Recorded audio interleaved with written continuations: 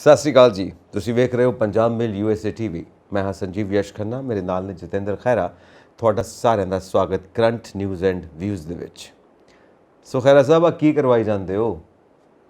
ਮੈਂ ਤਾਂ ਨਹੀਂ ਕੁਝ ਕਰਾ ਰਿਹਾ, ਤੁਸੀਂ ਦੱਸੋ ਕੀ ਕਰਾਤਾ ਮੈਂ? 10,000 ਫਾਈਨ ਕਰਵਾਤਾ CM ਸਾਹਿਬ ਦੀ ਕੋਠੀ ਦਾ। ਅੱਛਾ, ਜੇ ਮੇਰੇ ਹੱਥ ਵਾਸ ਹੁੰਦਾ ਤਾਂ ਇਹ ਫਾਈਨ ਹੋਰ ਜ਼ਿਆਦਾ ਹੋ ਜਾਣਾ ਸੀਗਾ। ਅੱਛਾ, ਇਹ ਤੇ ਹੁਣ ਆਪਾਂ ਜਦੋਂ ਨਾ ਗੱਲ ਕਰਦੇ ਆ, ਹੁਣ ਮੈਂ ਵੀ ਜਲੰਧਰ ਤੋਂ ਰਹਿੰਦਾ, ਤੁਸੀਂ ਲੁਧਿਆਣੇ ਤੋਂ ਪਿੱਛੋਂ ਨਾ, ਤੇ ਸਾਡੇ ਸ਼ਹਿਰਾਂ ਦੇ ਵਿੱਚ ਨਾ ਉਹ ਚੀਜ਼ਾਂ ਨਹੀਂ ਹੁੰਦੀਆਂ ਵੀ ਤੁਸੀਂ ਬਾਹਰ ਜਿਹੜਾ ਪ੍ਰੋਪਰ ਰੂਲ ਨਹੀਂ ਹੁੰਦੇ ਹੈਗੇ। ਤਕਰੀਬਨ ਕਹਿ ਲਈਏ ਵੀ ਕਈ ਥਾਂ ਦੇ ਉੱਤੇ ਨਾ ਗਵਰਨਮੈਂਟ ਜਿਹੜੀ ਹੈ ਸਾਨੂੰ ਛੱਡ ਦਿੰਦੀ ਹੈ, ਨਗਰ ਨਿਗਮ ਛੱਡ ਦਿੰਦਾ, ਪਰ ਚੰਡੀਗੜ੍ਹ ਨਗਰ ਨਿਗਮ ਜਿਹੜਾ ਬੜਾ ਸਟ੍ਰਿਕਟ ਹੈ ਇਸ ਮਾਮਲੇ ਦੇ ਵਿੱਚ।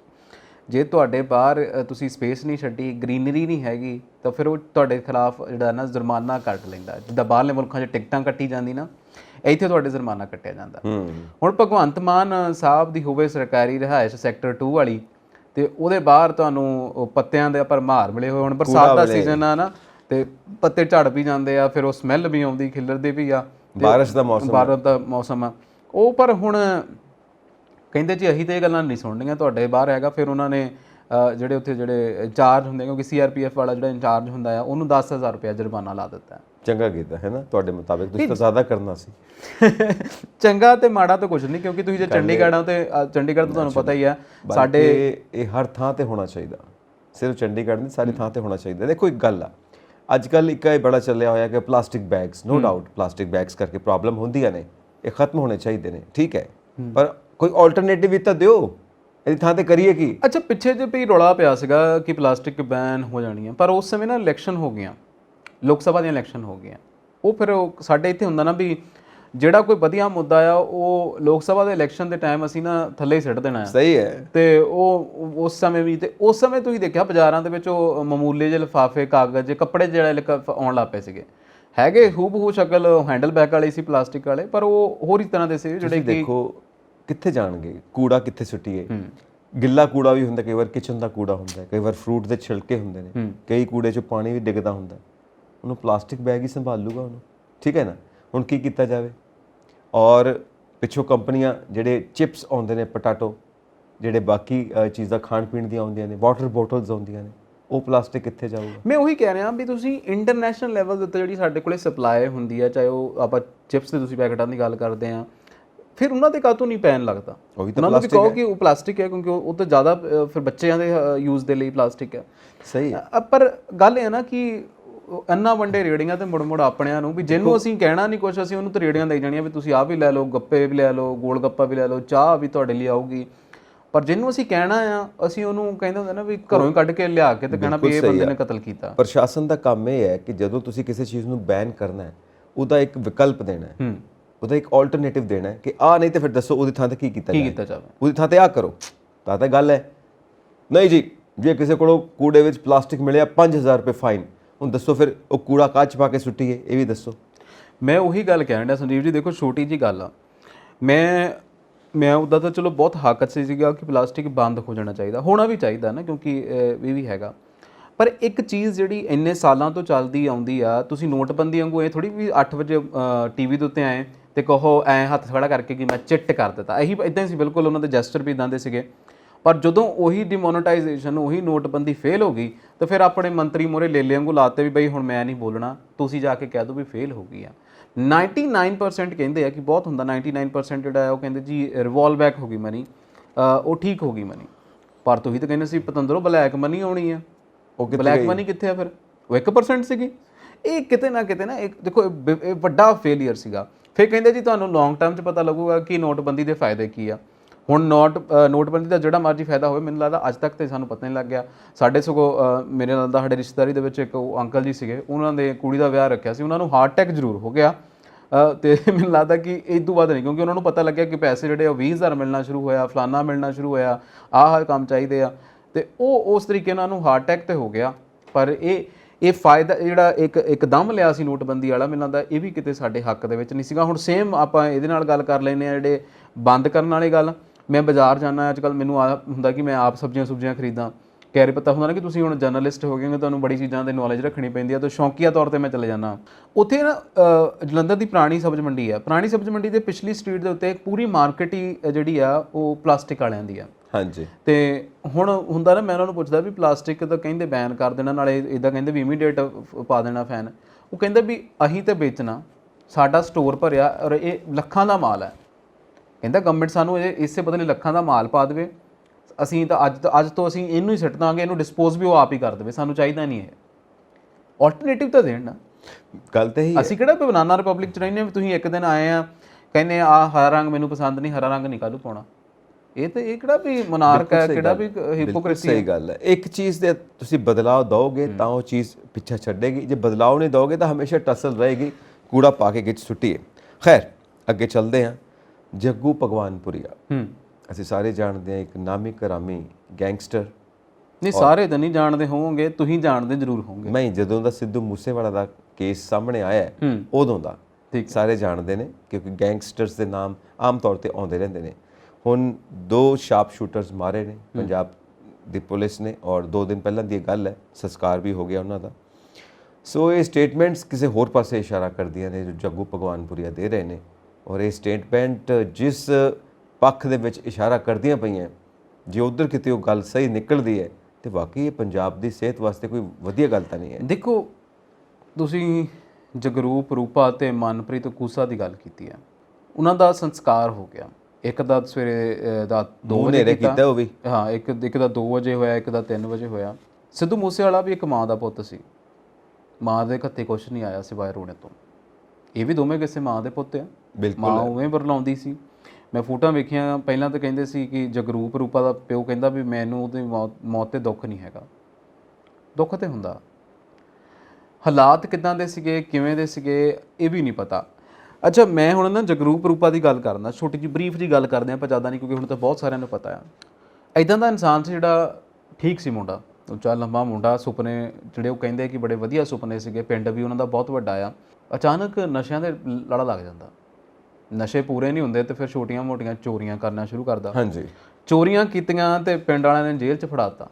ਜੇਲ੍ਹ ਦੇ ਵਿੱਚ ਮਿਲ ਗਿਆ ਕਿਸੇ ਵੱਡੇ ਗੈਂਗਸਟਰ ਨੂੰ, ਤੇ ਉੱਥੋਂ ਦੀ ਜਿਹੜੀ ਸ਼ੁਰੂ ਹੋ ਗਈ। ਫਿਰ ਕਹਿੰਦੇ ਉਹ ਪਿੰਡ ਵੀ ਨਹੀਂ ਸੀ ਆਉਂਦਾ, ਆਪਦੇ ਭਰਾ ਦੇ ਛੋਟੇ ਭਰਾ ਦੇ ਵਿਆਹ 'ਤੇ ਵੀ ਨਹੀਂ ਆਇਆ। ਹੁਣ ਇਹ ਦੇਖੋ ਕਿ ਸਾਡੀਆਂ ਜੇਲ੍ਹਾਂ ਜਿਹੜੀਆਂ ਨੇ ਉਹ ਫਿਰ ਇਸ ਚੀਜ਼ ਦਾ ਗੜ੍ਹ ਬਣ ਗਈਆਂ। ਸੁਧਾਰ ਕਰ। ਹੁਣ ਫਿਰ ਮੈਂ ਉਹਦੀ ਸਟੇਟਮੈਂਟ 'ਤੇ ਆਉਣਾ, ਜੱਗੂ ਭਗਵਾਨਪੁਰੀਆ ਦੀ।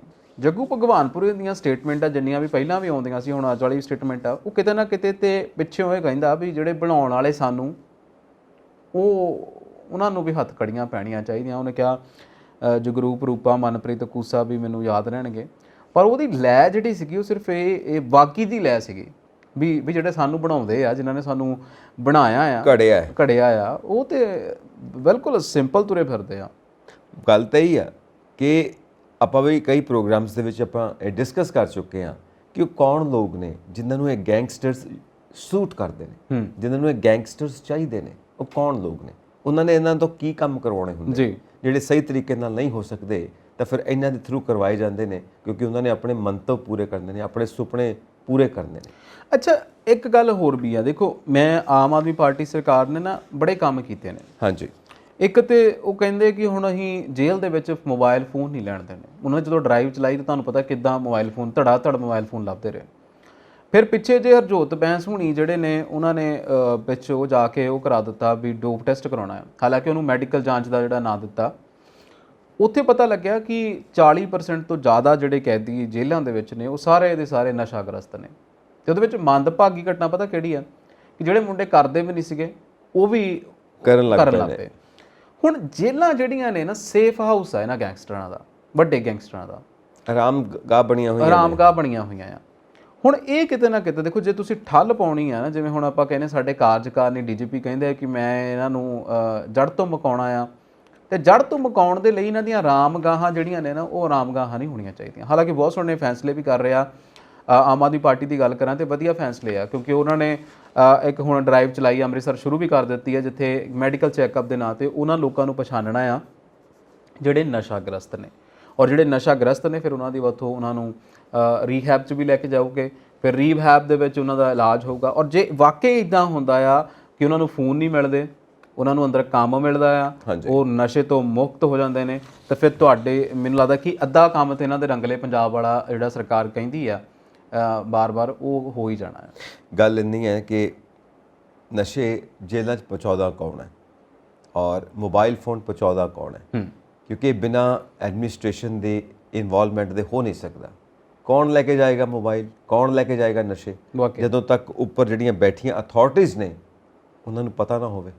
ਜੇ ਜੇਲ੍ਹਾਂ ਦੇ ਵਿੱਚ ਇਦਾਂ ਪਹੁੰਚਦਾ ਪਿਆ ਸਮਾਨ ਤੇ ਉਹਨਾਂ ਨੂੰ ਪਤਾ ਨਹੀਂ, ਫਿਰ ਇਹ ਤਾਂ ਉਹਨਾਂ ਦੀ ਕਾਬਲੀਅਤ ਦੇ ਉੱਤੇ ਸਵਾਲੀਆ ਨਿਸ਼ਾਨ ਹੈ ਕਿ ਤੁਸੀਂ ਕਾਹਦੇ ਵਾਸਤੇ ਬਿਠਾਏ ਹੋਏ ਹੋ ਔਰ ਲੱਖਾਂ ਰੁਪਏ ਕਾਹਦੀਆਂ ਤੁਸੀਂ ਤਨਖਾਹ ਲੈਂਦੇ ਪਏ ਹੋ, ਜੇ ਤੁਹਾਨੂੰ ਆਪਣੀ ਹੀ ਜੇਲ੍ਹ ਦਾ ਨਹੀਂ ਪਤਾ ਕਿ ਉਹਦੇ ਅੰਦਰ ਕੀ ਕਾਰਵਾਈ ਹੁੰਦੀ ਪਈ ਹੈ।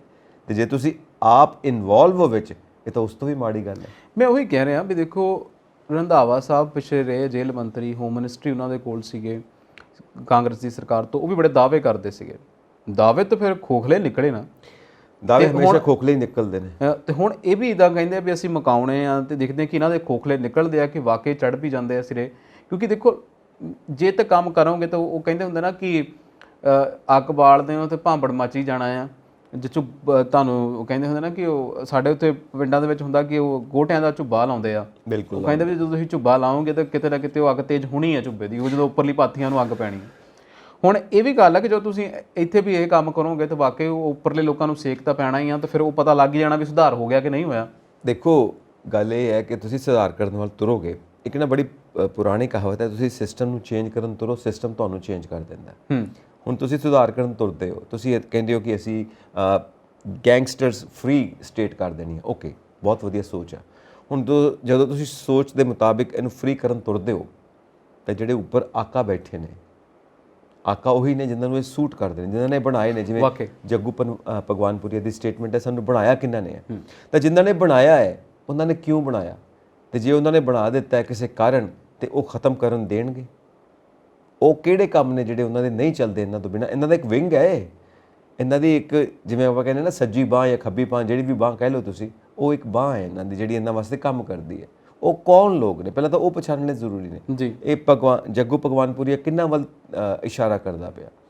ਮੈਨੂੰ ਲੱਗਦਾ ਕਿ ਦੇਖੋ ਸਭ ਨੂੰ ਪਤਾ, ਦੇਖੋ ਆਪਾਂ ਨਾ ਸੰਜੀਵ ਜੀ ਇੱਥੇ ਬਹਿ ਕੇ ਪਰਦੇ ਵਾਲੀਆਂ ਗੱਲਾਂ ਨਹੀਂ ਕਰਨ, ਪਰਦੇ ਵਾਲੀਆਂ ਗੱਲਾਂ ਨਹੀਂ, ਓਪਨ ਗੱਲਾਂ ਨੇ। ਸਭ ਨੂੰ ਪਤਾ ਵੀ ਕਿੱਥੋਂ ਕੀ ਕਿੱਦਾਂ ਕਿਸ ਤਰੀਕੇ ਨਾਲ ਹੁੰਦਾ ਹੈ ਨਾ। ਗੱਲ ਇਹ ਆ ਕਿ ਹੁਣ ਮੌਜੂਦਾ ਸਰਕਾਰ ਕੀ ਕਰਦੀ ਹੈ। ਮੈਂ ਪਹਿਲਾਂ ਵੀ ਬਾਰ-ਬਾਰ ਇਹਨੂੰ ਉੱਤੇ ਗੱਲ ਕਰਨ ਡਿਆ ਵੀ ਮੌਜੂਦਾ ਸਰਕਾਰ ਕਹਿੰਦੀ ਆ ਕਿ ਅਸੀਂ ਕੀ ਕਰਨਾ, ਅਸੀਂ ਜ਼ੀਰੋ ਟੋਲਰੈਂਸ ਕਰਨੀ ਆ, ਕਿੱਦਾਂ ਕਰਨੀ ਆ। ਦੇਖੋ ਫਿਰ ਉਹਦੇ ਨਾ ਦੇਖੋ ਬੜੀਆਂ ਸਾਰੀਆਂ ਗੱਲਾਂ ਨਿਕਲਦੀਆਂ। ਹੁਣ ਦੋ ਜਣੇ ਹੋਣ ਤੁਹਾਡੇ ਕੋਲ, ਦੋ ਜਣੇ ਜੀਂਦੇ ਨਹੀਂ ਫੜ ਹੁੰਦੇ, ਇਹ ਵੀ ਗੱਲਾਂ ਆ। ਆਪਣੇ ਆਪ ਦੇ ਵਿੱਚ ਨਾ ਬੜੇ ਵੱਡੇ ਸਵਾਲ ਆ, ਬੜੇ ਪਰਤਦਾਰ ਪਰ ਆਪਾਂ ਮੈਨੂੰ ਲੱਗਦਾ ਕਿ ਕਿਉਂਕਿ ਉਹ ਐਨਕਾਊਂਟਰ ਬਾਰੇ ਆਪਾਂ ਪਹਿਲਾਂ ਗੱਲ ਕਰ ਚੁੱਕੇ ਹਾਂ। ਗੱਲ ਇਹ ਹੈ ਨਾ, ਜਿਉਂਦੇ ਫੜਨ ਦੀ ਗੱਲ ਜਿਹੜੀ ਤੁਸੀਂ ਕਹਿ ਰਹੇ ਹੋ, ਕੱਲ ਨੂੰ ਕਿਹਾ ਜਾਵੇ ਕਿ ਅਸੀਂ ਤਾਂ ਜਿਉਂਦੇ ਫੜਨ ਲੱਗੇ ਸੀ, ਉਹਨਾਂ ਨੇ ਆਪਣੇ ਆਪ ਨੂੰ ਆਪੇ ਗੋਲੀ ਮਾਰ ਲਈ, ਫਿਰ ਕੀ ਜਵਾਬ ਹੈ? ਸੋ ਜਵਾਬ ਵੀ ਇਹਨਾਂ ਦੇ, ਸਵਾਲ ਵੀ ਇਹਨਾਂ ਦੇ। ਇਸ ਕਰਕੇ ਸਾਡੇ ਕੋਲ ਕੋਈ ਜਵਾਬ ਨਹੀਂ, ਕਿਉਂਕਿ ਜਿੱਦਾਂ ਕਹਿੰਦੇ ਆ ਨਾ ਕਿ ਆਪਾਂ ਨੋ ਸਰਵਾਈਵਲ, ਕਈ ਵਾਰ ਇਹ ਕਿਹਾ ਜਾਂਦਾ ਆਪਰੇਸ਼ਨ ਦਾ ਹਿੱਸਾ ਹੁੰਦਾ ਨੋ ਸਰਵਾਈਵਲ। ਸੋ ਉਹਦਾ ਪਿੱਛੇ ਕੀ ਕਾਰਨ ਹੈ? ਕਿਉਂ ਕੋਈ ਸਰਵਾਈਵਲ ਨਹੀਂ? ਕਿ ਜੇ ਕੋਈ ਸਰਵਾਈਵ ਕਰ ਗਿਆ ਤੇ ਉਹ ਰਾਜ਼ ਖੋਲ ਦੇਗਾ, ਪਤਾ ਲੱਗ ਜੂਗਾ ਕੌਣ ਕਿੱਥੇ ਕਿੱਥੇ ਇਨਵੋਲਵ ਆ। ਹੋ ਸਕਦਾ ਇਹ ਵੀ ਗੱਲਾਂ ਹੋ ਸਕਦੀਆਂ ਨੇ। ਸੋ ਤੁਸੀਂ ਕਹਿੰਦੇ ਜਿਉਂਦੇ ਫੜ ਲਓ, ਜਿਉਂਦੇ ਫੜਨ ਜਾਣ ਤੇ ਉਹ ਕੱਲ ਨੂੰ ਫਿਰ ਮਰੇ ਹੋਏ ਮਿਲਣ ਕਿ ਉਹਨਾਂ ਨੇ ਆਪਣੇ ਆਪ ਨੂੰ ਆਪੇ ਗੋਲੀ ਮਾਰ ਲਈ। ਹੁਣ ਉੱਥੇ ਇਨਵੈਸਟੀਗੇਸ਼ਨ ਕਰਨ ਨਾ ਤੁਸੀਂ ਜਾਣਾ ਨਾ ਮੈਂ ਜਾਣਾ, ਸਾਡੇ ਚੋਂ ਕਿਸੇ ਨੇ ਵੀ ਨਹੀਂ ਜਾਣਾ, ਜੋ ਸਾਨੂੰ ਰਿਪੋਰਟ ਮਿਲੇਗੀ। ਵਾਕਈ ਉਹੀ ਗੱਲ ਆ, ਅਸੀਂ ਤਾਂ ਉਸੇ ਜਗ੍ਹਾ ਤੇ ਰਹਿੰਦੇ ਹਾਂ ਜਿੱਥੇ ਬੁਰਜ ਜਵਾਹਰ ਵਾਲਾ ਜਿਹੜਾ ਆ, ਜਾਂ ਫਿਰ ਇਹ ਕਹਿ ਲਿਓ ਕਿ ਕੋਟਕਪੂਰਾ ਗੋਲੀ ਕਾਂਡ ਦੇ ਉੱਤੇ ਸਾਡੇ ਬੰਦਿਆਂ ਨੂੰ ਫਸਾ ਕੇ ਕਹਿੰਦੇ ਵੀ ਤੁਹਾਨੂੰ ਨੌਕਰੀਆਂ ਵੀ ਦੇ ਦਾਂਗੇ, ਤੁਸੀਂ ਆਪਣੇ ਸਿਰ ਤੇ ਲੈ ਲਓ। ਬਹੁਤ ਕੁਝ ਹੁੰਦਾ। ਜਦੋਂ ਆਪਾਂ ਅੱਗੇ ਵਧੀਏ, ਆਪਰੇਸ਼ਨ ਮੁੰਡੀ ਚਲਾ ਰਹੇ, ਉਹ ਵੀ ਇਸੇ ਨਾਲ ਹੀ ਜੁੜੀ ਹੋਈ ਗੱਲ ਹੈ। ਮੈਨੂੰ ਲੱਗਦਾ ਮੁੰਡੀ ਆਪਰੇਸ਼ਨ ਤਾਂ ਸਭ ਨੂੰ ਪਤਾ ਵੀ ਗੈਂਗਸਟਰਾਂ ਨੂੰ ਜਿਹੜਾ ਆ ਖਤਮ ਕਰਨ ਦੀ ਗੱਲ ਕੀਤੀ ਜਾ ਰਹੀ ਆ। ਔਰ ਮੁੰਡੀ ਸ਼ਾਇਦ ਮੁੰਬਈਆ ਭਾਸ਼ਾ ਹੈ, ਤੇਰੀ ਮੁੰਡੀ ਕਹਿੰਦੇ ਨੇ, ਗਰਦਨ ਨੂੰ ਧੌਣ ਨੂੰ ਕਹਿੰਦੇ, ਧੌਣ ਨੂੰ ਮੁੰਡੀ ਕਹਿੰਦੇ ਨੇ। ਮੁੰਡੀ ਆਪਰੇਸ਼ਨ ਆ ਜੀ ਇਹ। ਲਗਾਤਾਰ ਹੁਣ ਜਿਹੜਾ ਆ ਦੂਸਰੇ ਗੈਂਗਸਟਰ ਜਿਹੜੇ ਨੇ ਉਹਨਾਂ ਦੇ ਮਗਰ ਵੀ ਭਟਕਣਾ ਸ਼ੁਰੂ ਹੋ ਗਈ ਹੈ ਇਹ ਗਵਰਨਮੈਂਟ। ਰਿਮਾਂਡ ਵੀ ਦੁਬਾਰਾ ਤੇਜ਼ ਕਰ ਦਿੱਤੇ ਆ। ਬਸ ਦੇਖਦੇ ਕੀ ਬਣਦਾ ਅੱਗੋਂ। ਹੁਣ ਫਿਲਮੀ ਭਾਸ਼ਾ ਹੈ ਆਪਰੇਸ਼ਨ ਮੁੰਡੀ, ਕਿਉਂਕਿ ਅੱਜ ਕੱਲ੍ਹ ਅਸੀਂ ਦੇਖਦੇ ਹਾਂ ਨਾ ਫਿਲਮਾਂ 'ਚ ਬੜਾ ਗਲੈਮਰਾਈਜ਼ ਕੀਤਾ ਜਾਂਦਾ ਗੈਂਗਸਟਰਸ ਨੂੰ, ਔਰ ਜੇ ਨਾ ਅੰਡਰਵਰਲਡ ਕੰਮ ਕਰਦਾ ਉਹਨੂੰ ਬੜਾ ਗਲੈਮਰਾਈਜ਼ ਕਰਦੇ ਨੇ ਫਿਲਮਾਂ ਦੇ ਵਿੱਚ ਕਿ ਬਹੁਤ ਵੱਡਾ ਕੰਮ ਹੈ ਸ਼ਾਇਦ। ਅੱਛਾ, ਇਹ ਮੁੰਡੀ ਆਪਰੇਸ਼ਨ ਚਲੋ ਆਫੀਸ਼ੀਅਲੀ ਉਹ ਵੀ ਹੋ ਸਕਦਾ, ਨਹੀਂ ਵੀ ਹੋ ਸਕਦਾ, ਇਹਦੇ ਪਿੱਛੇ ਨਾਮ ਵੀ ਕੁਝ ਹੋ ਸਕਦਾ। ਦੇਖੋ ਨਾਮ ਮੈਟਰ ਨਹੀਂ ਕਰੇਗਾ, ਤੁਸੀਂ ਰਿਜ਼ਲਟ ਮੈਟਰ ਕਰੇਗਾ, ਤੁਸੀਂ ਕਰਦੇ ਕੀ ਆ। ਸਹੀ ਗੱਲ ਹੈ। ਠੀਕ ਹੈ ਜਤਿੰਦਰ ਜੀ, ਹੁਣ ਆਪਾਂ ਅੱਗੇ ਵਧਦੇ ਹਾਂ। ਆਪਰੇਸ਼ਨ ਮੁੰਡੀ ਤੋਂ ਉੱਥੇ ਪਹੁੰਚਦੇ ਆ ਜਿਹੜੇ ਆਪਰੇਸ਼ਨ ਮੁੰਡੀ ਕਰਦੇ ਨੇ, ਆਪਰੇਟ ਕਰਦੇ ਨੇ ਉਸ ਆਪਰੇਸ਼ਨ ਨੂੰ, ਉਹ ਪੁਲਿਸ ਵਾਲਿਆਂ ਦੀਆਂ ਭਰਤੀਆਂ ਜੋ ਪੰਜਾਬ ਸਰਕਾਰ ਨੇ ਕਰਨੀਆਂ ਨੇ। ਇਹ ਵੀ ਕਾਫੀ ਚਰਚਾ ਚੱਲ ਰਹੀ ਹੈ ਕਿ ਪਿੱਛੇ ਜੇ ਮਾਨ ਸਾਹਿਬ ਦੀ ਕੋਠੀ ਦੇ ਬਾਹਰ ਵੀ ਦੋ ਜਣਿਆਂ ਨੇ ਆਪਣੇ ਆਪ ਨੂੰ ਖਤਮ ਕਰਨ ਦੀ ਕੋਸ਼ਿਸ਼ ਕੀਤੀ, ਉਹ ਵੀ ਪੰਜਾਬ ਪੁਲਿਸ ਦੀਆਂ ਭਰਤੀਆਂ ਕਰਕੇ ਇਹ ਸਾਰੀ ਗੱਲ ਸਾਹਮਣੇ ਆਈ ਸੀ। ਹੁਣ ਇਹ ਪੇਪਰ ਲੀਕ ਆਊਟ ਹੋ ਗਿਆ ਸੀ, ਉਸ ਕਰਕੇ ਪੋਸਟਪੋਨ ਹੋ ਗਿਆ। ਇਹ ਸਭ ਮਾਮਲੇ ਹੁਣ ਚੱਲੀ ਜਾ ਰਹੇ ਨੇ, ਫਿਰ ਤੋਂ ਇਹ ਚਰਚਾ ਦੇ ਵਿੱਚ ਆ। ਦੇਖੋ ਇਹ ਹੁਣ ਨਹੀਂ 2021 ਦਾ ਮਾਮਲਾ ਹੈ, 2021 ਦਾ ਮਾਮਲਾ। ਔਰ ਤੁਹਾਨੂੰ ਯਾਦ ਹੋਵੇਗਾ ਕਿ ਉਦੋਂ ਇੰਟੈਲੀਜੈਂਸ ਵਿੰਗ ਦੇ ਵਿੱਚ ਤੇ ਇਨਵੈਸਟੀਗੇਸ਼ਨ ਵਿੰਗ ਦੇ ਵਿੱਚ ਨਾ ਪੋਸਟਾਂ ਨਿਕਲੀਆਂ ਸੀਗੀਆਂ। ਮੁੰਡਿਆਂ ਨੂੰ ਲੱਗਿਆ ਕਿ ਜਿਨ੍ਹਾਂ ਨੇ ਵੱਖਰੇ ਵੱਖਰੇ ਚ ਕੱਢੀਆਂ ਇਹਨਾਂ ਨੇ ਪੋਸਟਾਂ, ਕਿਉਂਕਿ ਚੰਨੀ ਸਰਕਾਰ ਸੀਗੀ, ਕਹਿੰਦੇ ਜੀ ਅਸੀਂ ਰੋਜ਼ਗਾਰ ਦੇਣੇ ਆ ਜਵਾਕਾਂ ਨੂੰ। MBA ਤੱਕ ਦੇ ਵਿੱਚ ਪੋਸਟਾਂ ਕੱਢੀਆਂ ਵੀ ਤੁਹਾਡੇ ਕੋਲ MBA ਡਿਗਰੀ ਆ ਤਾਂ ਵੀ ਤੁਹਾਨੂੰ ਹੋ ਜਾਊਗੀ। BSc ਮੈਥ ਹੈ ਤੇ ਤੁਸੀਂ ਆ ਲੱਗ ਸਕਦੇ ਹੋ। ਫੋਰੈਂਸਿਕ ਤੱਕ ਦੀਆਂ ਪੋਸਟਾਂ ਕੱਢਤੀਆਂ। ਹਾਂਜੀ, ਮੁੰਡਿਆਂ ਨੇ ਚਾਉਂ ਭਰ ਲੀਆਂ ਵੀ ਸਰਕਾਰਾਂ ਚੰਗੀਆਂ ਕੰਮ ਕਰਦੀਆਂ, ਵੀ ਚਲੋ ਸ਼ਾਇਦ ਇਸ ਵਾਰ ਸਾਡਾ ਸੁਣ ਲੈਣ, ਕੀ ਪਤਾ ਵੀ ਕਰ ਦੇਣ। ਪੋਸਟਾਂ ਭਰ ਲੀਆਂ ਤੇ ਫੀਸ ਬੜੀ ਸੀਗੀ। ਇੰਟੈਲੀਜੈਂਸ ਦੀ 800 ਰੁਪਇਆ ਫੀਸ ਸੀਗੀ SC ਕੈਟੇਗਰੀ ਦੀ। ਜੇ ਅਸੀਂ ਜਨਰਲ ਕੈਟੇਗਰੀ ਦੀ ਲਾਈਏ ਤਾਂ ਮੈਨੂੰ ਲੱਗਦਾ ਕਿ ਉਦੋਂ 1700 ਭਤਿਆ ਬੱਚਿਆਂ ਨੂੰ। ਬਹੁਤ ਪੈਸਾ ਬਣਿਆ ਗਵਰਨਮੈਂਟ ਨੂੰ। ਔਰ ਇਹ ਜਿਹੜੀ ਇਨਵੈਸਟੀਗੇਸ਼ਨ ਜਿਹੜੀ ਆਪਾਂ ਕਰਦੇ ਹਾਂ ਇਨਵੈਸਟੀਗੇਸ਼ਨ ਕੇਡਰ ਦੀਆਂ, ਇਹ ਤਕਰੀਬਨ 785 ਪੋਸਟਾਂ ਸੀ। ਤਕਰੀਬਨ 787 87 ਪੋਸਟਾਂ ਜੀ, 787 ਪੋਸਟਾਂ ਸੀ, ਜਿਹਦੇ ਲਈ ਹੈੱਡ SHO ਸੀ, ਸਬ ਇੰਸਪੈਕਟਰ ਸੀ ਇਨਵੈਸਟੀਗੇਸ਼ਨ ਕੇਡਰ ਦਾ। ਔਰ ਤਕਰੀਬਨ 75,000 ਤੋਂ ਉੱਪਰ ਜਿਹੜੇ ਬੱਚੇ ਸੀਗੇ ਉਹਨਾਂ ਨੇ ਪੇਪਰ ਦਿੱਤਾ। ਐਗਜ਼ੈਕਟਲੀ 75,544। ਚਲੋ 75,544 ਤੁਹਾਡੇ ਕੋਲ ਅੰਕੜਾ ਦਰੁਸਤ ਹੈ। ਔਰ ਇਹ ਜਿਹੜਾ ਪੇਪਰ ਦਿੱਤਾ ਉਹਨਾਂ ਬੱਚਿਆਂ ਨੇ ਦਿੱਤਾ, ਠੀਕ ਹੈ। ਹੁਣ ਐਡਾ ਵੱਡਾ ਨੰਬਰ, ਫਿਰ ਉਦੋਂ ਰੌਲਾ ਪੈ ਗਿਆ ਜੀ ਇਹ ਤੇ ਲੀਕ ਹੋ ਗਿਆ ਪੇਪਰ, ਮੋਗਾ ਤੋਂ ਬੜੇ ਸਾਰੇ ਲੋਕੀ ਫੜੇ ਵੀ ਇਹਨਾਂ ਨੇ। ਹੁਣ ਅੱਜ ਹੋ ਗਈ, ਫਿਰ ਕਿਹਾ ਵੀ ਅਸੀਂ ਦੇਖਦੇ ਹਾਂ ਕੀ ਕਰਨਾ। ਹੁਣ ਪੈਸੇ ਵੱਡੇ ਲਏ ਸੀ, 1500 ਰੁਪਈਆ ਭਰਿਆ ਨਿਆਣਿਆਂ ਨੇ, 800 ਭਰਿਆ ਨਿਆਣਿਆਂ ਨੇ। ਉਹ ਦੁਖਦਾ ਸੀਗਾ, ਰੋਜ਼ ਬੇਰੁਜ਼ਗਾਰੀ ਤੇ ਉਤੋਂ ਪੈਸੇ ਕਿੱਦਾਂ ਅਰੇਂਜ ਕਰਕੇ ਨਿਆਣਿਆਂ ਨੇ ਭਰੇ। ਸਹੀ ਗੱਲ ਹੈ। ਇੱਕ ਆਸ ਸੀਗੀ ਵੀ ਚਲੋ ਵੱਡੀ ਪੋਸਟ ਆ, ਸਿੱਧਾ ਸਬ ਇੰਸਪੈਕਟਰ ਲੱਗ ਜਾਵਾਂਗੇ। ਪਰ ਫਿਰ ਹੁੰਦਾ ਨਾ ਕਿ ਜਦੋਂ ਸਰਕਾਰਾਂ ਨੇ ਚਾਹਣਾ ਹੀ ਨਹੀਂ ਤੇ ਉੱਥੇ ਲੀਕ ਵੀ ਹੋ ਜਾਣਾ, ਕੁਝ ਹੋ ਜਾਣਾ। ਸਰਕਾਰਾਂ ਨੂੰ ਕਿੰਨਾ ਫਾਇਦਾ ਹੋਇਆ। ਮੈਂ ਉਹੀ ਕਹਿ ਰਿਹਾ ਵੀ ਤੁਸੀਂ ਬਹੁਤ ਫਾਇਦਾ ਜੇ ਤੁਸੀਂ ਹੁਣ 75,000 76,000 ਲਾ ਲਓ ਤੁਸੀਂ ਮੋਟਾ ਤੇ ਜੇ 800 ਦੇ ਨਾਲ ਵੀ 76,000 ਲਾਓ ਤੇ ਕਿੰਨੇ ਪੈਸੇ ਆ, ਕਰੋੜਾਂ 'ਚ ਪਹੁੰਚੂਗਾ, ਹੈ ਨਾ। ਸੋ ਇੰਨਾ ਫਾਇਦਾ ਹੋਇਆ ਸਟੇਟ ਐਕਸਚੈਕਰ ਨੂੰ। ਹਾਂ, ਮਤਲਬ ਸਟੇਟ ਨੂੰ ਇੰਨਾ ਫਾਇਦਾ ਹੋ ਗਿਆ। ਪਰ ਫਿਰ ਨਿਆਣਿਆਂ ਦੇ ਹੱਥ ਪੱਲੇ ਕੁਛ ਨਹੀਂ ਹੈਗਾ। ਇਹਦੇ ਲਈ ਲਾਇਬਲ ਕੌਣ ਆ, ਜ਼ਿੰਮੇਵਾਰ ਕੌਣ ਆ? ਨੈਚੁਰਲੀ ਜ਼ਿੰਮੇਵਾਰ ਤਾਂ ਉਹੀ ਹੈ ਜਿਹੜੇ ਸਾਰੀ ਗੇਮ ਖੇਡਦੇ ਨੇ, ਹੋਰ ਕੌਣ ਜ਼ਿੰਮੇਵਾਰ ਹੈ? ਪ੍ਰਸ਼ਨ ਇਹ ਆ, ਸਵਾਲ ਇਹ ਆ ਕਿ ਜਿਹੜਾ ਤੁਸੀਂ ਕਹਿੰਦੇ ਹੋ ਪੇਪਰ ਲੀਕ ਹੋ ਗਿਆ, ਹੋਇਆ ਕਿਉਂ? ਐਡੀ ਵੱਡੀ ਪੋਸਟ ਹੋਵੇ, ਐਡਾ ਵੱਡਾ ਰੁਤਬਾ ਹੋਵੇ, ਕੋਈ ਛੋਟਾ ਮੋਟਾ ਪ੍ਰਾਇਮਰੀ ਸਕੂਲ ਹੈ ਕਿ ਜਿੱਥੇ ਪੇਪਰ ਲੀਕ ਹੋ ਜਾਂਦਾ? ਪੇਪਰ ਲੀਕ ਕਿਵੇਂ ਹੋਇਆ ਜਾਂ ਪੇਪਰ ਲੀਕ ਕੀਤਾ ਗਿਆ? ਔਰ ਉੱਥੇ ਬੜੀ ਮਿਸਮੈਨੇਜਮੈਂਟ ਵੀ ਦਿਖਾਈ। ਉਦੋਂ ਜਰਨਲਿਸਟਾਂ ਨੇ ਬੜੀਆਂ ਦੱਸੀਆਂ ਵੀ ਬੜੀ ਮਿਸਮੈਨੇਜਮੈਂਟ ਆ, ਫਲਾਨੀ ਚੀਜ਼ ਉੱਥੇ ਨਹੀਂ ਹੈਗੀ, ਫਲਾਨਾ ਚੀਜ਼ ਉੱਥੇ ਨਹੀਂ ਹੈਗੀ, ਸੀਟਸ ਪ੍ਰੋਪਰ ਨਹੀਂ ਸੀ, AC ਪ੍ਰੋਪਰ ਨਹੀਂ ਸੀ, ਕਿਉਂ ਗਰਮੀਆਂ ਦੇ ਦਿਨ ਸੀ ਜੋ ਪੇਪਰ ਹੁੰਦੇ ਸੀਗੇ। ਤੇ ਪਰ ਮੈਂ ਉਹੀ ਦੇਖਿਆ ਵੀ ਬੱਚੇ ਧੱਕੇ ਵੀ ਖਾ ਲੈਣ, ਪੈਸੇ ਵੀ ਭਰ ਲੈਣ, ਤਿਆਰੀ ਵੀ ਕਰ ਲੈਣ, ਪੇਪਰ ਵੀ ਦੇ ਲੈਣ, ਫਿਰ ਉਦੋਂ ਹੱਥੇ ਨਾ ਕੁਛ ਆਵੇ ਤੇ ਫਿਰ ਉਹ ਕੀ ਕਰਨ? ਦੇਖੋ ਹੁਣ ਇਹ ਪੇਪਰ ਲੀਕ ਹੋਇਆ ਹੈ ਜਾਂ ਨਹੀਂ ਹੋਇਆ ਇਹ ਵੀ ਅਸੀਂ ਨਹੀਂ ਜਾਣਦੇ। ਨਿਊਜ਼ ਹੈ ਕਿ ਪੇਪਰ ਲੀਕ ਹੋ ਗਿਆ। ਹੁਣ ਕੀ ਪਤਾ ਇਹਦੇ ਪਿੱਛੇ ਕੋਈ ਹੋਰ ਪਲੈਨਿੰਗ ਹੋਵੇਗੀ, ਫਿਰ ਤੋਂ ਐਗਜ਼ਾਮ ਦੇਣਗੇ, ਫਿਰ ਤੋਂ ਫੀਸਾਂ ਭਰਨਗੇ, ਫਿਰ ਤੋਂ ਖਜ਼ਾਨੇ 'ਚ ਪੈਸਾ ਆਊਗਾ, ਕੁਝ ਵੀ ਹੋ ਸਕਦਾ, ਠੀਕ ਹੈ ਨਾ। ਪਹਿਲਾ ਸਵਾਲ ਤਾਂ ਇਹ ਹੈ ਕਿ ਪੇਪਰ ਲੀਕ ਕਿਉਂ ਹੋਇਆ। ਹੁਣ ਤੁਸੀਂ ਦੱਸੋ ਇਹਦਾ ਜਵਾਬ ਕੀ ਹੈ? ਇਹਦਾ ਜਵਾਬ ਕਿਸੇ ਕੋਲ ਵੀ ਨਹੀਂ ਹੈ। ਈਵਨ ਐਡਮਿਨਿਸਟ੍ਰੇਸ਼ਨ ਕੋਲ ਇਹਦਾ ਕੋਈ ਜਵਾਬ ਨਹੀਂ ਹੋਣਾ। ਫਿਰ ਤੋਂ ਕੀ ਕਰੋਗੇ? ਹੁਣ ਫਿਰ ਤੋਂ ਉਹੀ ਪ੍ਰੋਸੈਸ 'ਚ ਪਾਉਣਗੇ। ਜਦੋਂ ਤੱਕ ਲੋਕ ਗੁੱਸੇ 'ਚ ਨੇ, ਜਦੋਂ ਤੱਕ ਲੋਕ ਬਦਲਾਅ ਚਾਹੁੰਦੇ ਨੇ, ਉਦੋਂ ਤੱਕ ਹੀ ਸ਼ਾਂਤ ਹੋ ਕੇ ਬਹਿ ਜਾਣਗੇ। ਉਸ ਤੋਂ ਬਾਅਦ ਫਿਰ ਸ਼ਗੂਫਾ ਉਹੀ ਰਹੇਗਾ। ਸੋ ਮੈਂ ਉਹੀ ਕਹਿਣਾ ਕਿ ਸਾਡੀ ਲਾਈਫ ਕਿੰਨੀ ਕੁ ਮੈਟਰ ਕਰਦੀ ਹੈ, ਸਾਡਾ ਫਿਊਚਰ ਕਿੰਨਾ ਕੁ ਮੈਟਰ ਕਰਦਾ ਹੈ। ਹਕੀਕਤ ਸਾਡੇ ਵੋਟਰਸ ਦੀ ਹਕੀਕਤ ਕੀ ਹੈ, ਜਿਨ੍ਹਾਂ ਦੇ ਵੋਟਾਂ ਸਦਕਾ ਇਹ ਪਾਵਰ 'ਚ ਆਉਂਦੇ ਨੇ, ਉਹਨਾਂ ਵੋਟਰਸ ਨੂੰ ਇਹ ਕਿੱਥੇ ਰੱਖਦੇ ਨੇ, ਕਿਸ ਥਾਂ ਤੇ ਰੱਖਦੇ ਨੇ, ਕਿੰਨੀ ਕੁ ਇੱਜ਼ਤ ਦਿੰਦੇ ਨੇ, ਕਿੰਨੀ ਕੁ ਅਹਿਮੀਅਤ ਦਿੰਦੇ ਨੇ, ਇਹ ਇਹਨਾਂ ਗੱਲਾਂ ਤੋਂ ਪਤਾ ਲੱਗ ਜਾਂਦਾ। ਗੱਲਾਂ ਕਰਨੀਆਂ, ਭਾਸ਼ਣ ਦੇਣੇ ਗੱਲ ਵੱਖਰੀ, ਪ੍ਰੈਕਟੀਕਲੀ ਕੀ ਆ, ਪ੍ਰੈਕਟੀਕਲੀ ਰਿਜ਼ਲਟ ਕੀ ਆ ਰਿਹਾ ਇਹ ਦੱਸੋ। ਆਹ ਰਿਜ਼ਲਟ ਹੁਣ ਦੱਸੋ ਬੱਚੇ ਕਿੱਥੇ ਜਾਣ, ਉਹਨਾਂ ਦਾ ਫਿਊਚਰ।